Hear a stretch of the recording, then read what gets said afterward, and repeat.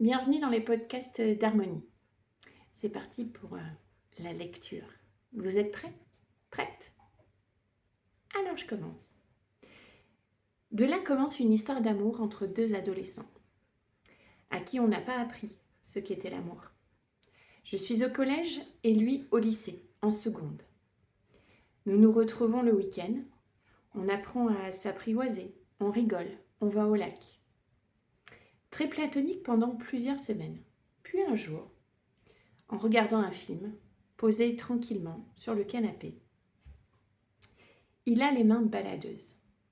Je me laisse faire, ne comprenant pas trop ce qu'il va se passer. J'en avais parlé avec mes amies, vu qu'elles avaient toutes eu déjà des rapports sexuels. Mais quand ça arrive, on se sent un peu godiche. Alors je lui dis que j'étais encore vierge. Il me regarde droit dans les yeux et d'une voix douce me dit « En as-tu envie ?» Quelle question! Comment suis-je censée répondre à cela? Alors je lui dis oui et je me laisse faire, car je ne savais pas comment agir ou réagir. On se rhabille, je rentre chez moi et je prends conscience que j'ai eu mon premier rapport sexuel.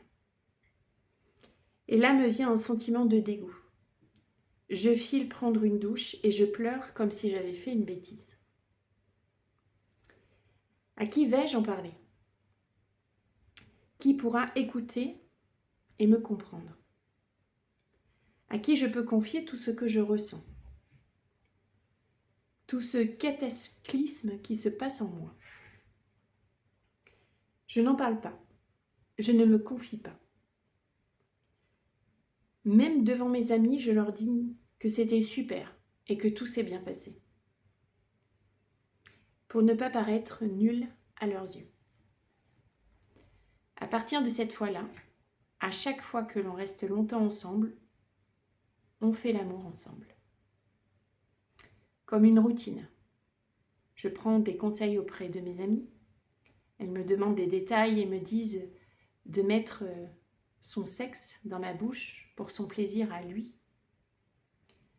Voilà comment j'apprends à avoir mes premiers rapports sexuels, par routine. Habitude, conseils d'amis. C'est très étrange. J'ai l'impression d'aimer cela, mais sans plus. Sauf que dans ma tête, c'était la première fois qu'un homme me montre un intérêt amoureux. Enfin, c'est ce que je pensais. Donc je dois le faire si je ne veux pas le perdre.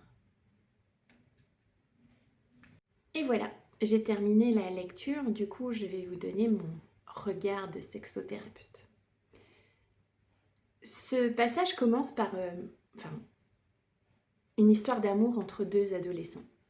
Jusque-là, quelque chose d'assez banal. Puis on arrive à cet instant qu'on n'a pas forcément vu arriver en tant qu'adolescente, même si on a les informations sur la sexualité, sur ce qui se passe entre un garçon et une fille, où on n'a pas forcément besoin d'être adulte pour avoir son premier rapport sexuel. Elle est consciente des risques d'avoir des rapports sexuels. Mais cette jeune fille, quand lui vient cette question « En as-tu envie ?» Elle est magnifique, cette question. Parce que déjà, le garçon a cette élégance du consentement. Mais elle, est-ce qu'on lui a appris ce que c'était le désir? Comment elle doit se situer face à cette fameuse question? Parce que c'est une adolescente. Elle est dans ses premiers émois amoureux, sa première vraie rencontre amoureuse. Sachant que, si vous avez suivi l'histoire, c'est une adolescente qui se construit avec une maman très aimante, mais avec qui elle ne parle pas forcément de ces sujets très intimes et très émotionnels. et un papa qui est présent dans son rôle de papa, mais émotionnellement, qu'est-ce que ressent un homme, comment lui a vécu les choses, comment sont ses émotions, tout ça, elle ne le connaît pas parce que son propre papa, sa référence masculine, ne lui a pas appris ça. Alors comment doit-elle faire pour répondre assez rapidement à cette question, en as-tu envie, par un oui ou par un non? La vraie question, c'est comment, en ayant toutes ces informations sur sa situation, peut-elle savoir si elle en a envie ou pas, vu qu'on ne lui a pas appris ce qu'était le désir. Donc elle dit oui. Oui, parce que elle ne sait pas ce que ça va lui procurer, c'est une découverte, c'est un élan de curiosité qui l'anime. Et puis elle se dit, c'est aussi le premier garçon, homme, qui s'intéresse à elle pour elle, et pas parce qu'elle est sa fille ou sa petite sœur ou sa copine. Il s'intéresse à elle avec des sentiments de ce qu'elle traduit amoureux. Donc, elle dit oui.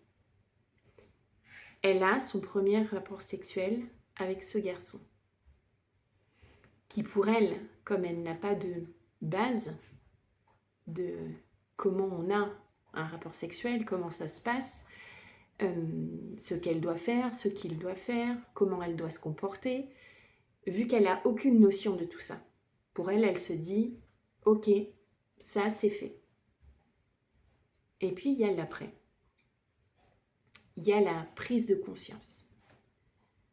Il y a est-ce que je dois me réjouir d'avoir eu mon premier rapport sexuel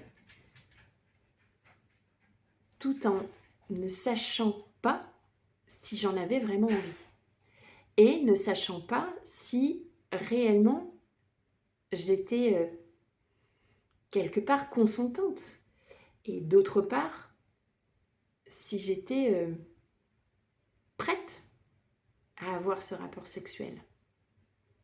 C'est tout un questionnement, c'est tout un mélange d'émotions, de joie et puis de comment je me sens et est-ce que je dois me poser ces questions-là? Est-ce que je devais ressentir ça à ce moment-là? Est-ce que j'ai été bien? Est-ce qu'il m'a trouvé... alors, c'est hallucinant ce que je vais dire, mais est-ce qu'il m'a trouvée compétente? Parce qu'à un moment donné, quand on est adolescente et qu'on n'a aucune référence, encore une fois, on ne sait pas si ce qu'on a fait, c'était bien. Et comme on est en adolescence en quête de reconnaissance, de validation d'extérieur, de faire comme les copines aussi. Et là, ça se bouscule tellement à l'intérieur d'elle que la première grosse émotion qui arrive, avant la honte ou la culpabilité, c'est le dégoût. Le dégoût d'avoir donné son corps sans savoir si elle était prête et sans savoir si elle désirait ça. Parce que le désir, encore une fois, on ne lui a jamais appris ce que c'était. Et si je dois faire la relation avec les femmes que j'ai en séance maintenant, des femmes adultes, des femmes qui ont eu beaucoup ou pas beaucoup de rapports d'ailleurs, ou même des femmes qui n'en ont pas eu du tout, parce que ça arrive aussi quand même, tellement il y a d'appréhension sur son intimité et sur est-ce que je dois avoir une sexualité, qu'est-ce que ça va m'apporter un rapport sexuel. Du coup, je me confronte, entre guillemets, à des femmes qui sont pas forcément prêtes à entendre qu'elles ne savent pas de quoi elles ont envie. Des femmes adultes, des femmes qui, pour certaines, ont même eu des enfants, donc elles ont eu des rapports sexuels pour avoir des enfants, c'est terrible à dire, mais ce sont des femmes qui n'ont tellement pas pris le temps de savoir ce qu'elles désiraient, de savoir qu'est-ce qu'elles voulaient dans leur rapport sexuel, dans leur intimité, quelle partie de leur corps elles souhaitaient que l'on vienne toucher, caresser, embrasser, de ne pas prendre conscience de qu'est-ce qui animait leur plaisir à elles avant le plaisir de leur partenaire, que ce sont des femmes qui sont dans un flou total de leur sexualité. Et pourtant, je vais oser dire ça, mais c'est très simple. Si à la base, elles prennent le temps de savoir ce qui leur fait plaisir, de savoir ce qui anime leur désir, et pas seulement le désir de l'autre.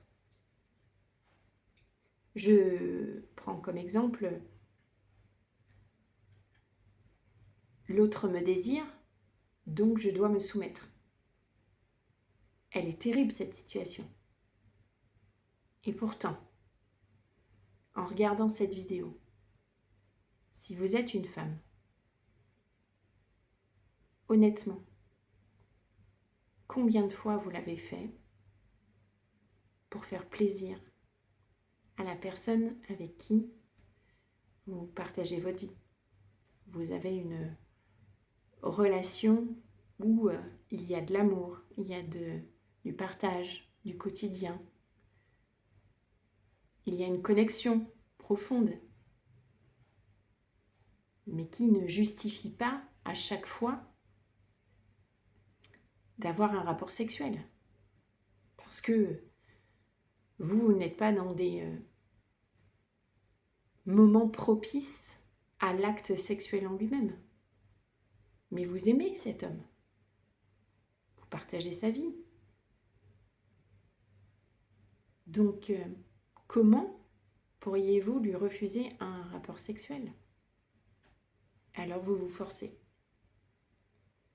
C'est pour ça que j'ai pris le passage de ce livre pour faire comprendre que le début de notre activité sexuelle, souvent, nous revient de plein fouet à l'âge adulte si, encore une fois, on n'a pas pris le temps de savoir pourquoi on avait une relation sexuelle.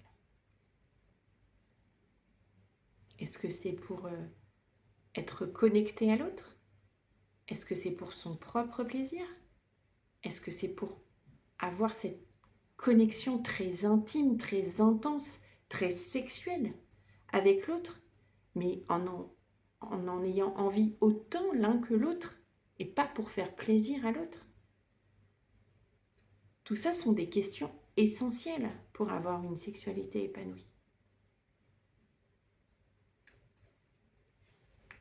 Et comme à mon habitude, je vous laisserai sur cette question. Et si, au lieu de chercher à être désiré, on se posait la question, qu'est-ce que je désire, moi, vraiment, pour mon plaisir, pour offrir mon corps et m'offrir du bien-être sexuel? Je vous laisse méditer là-dessus. À bientôt!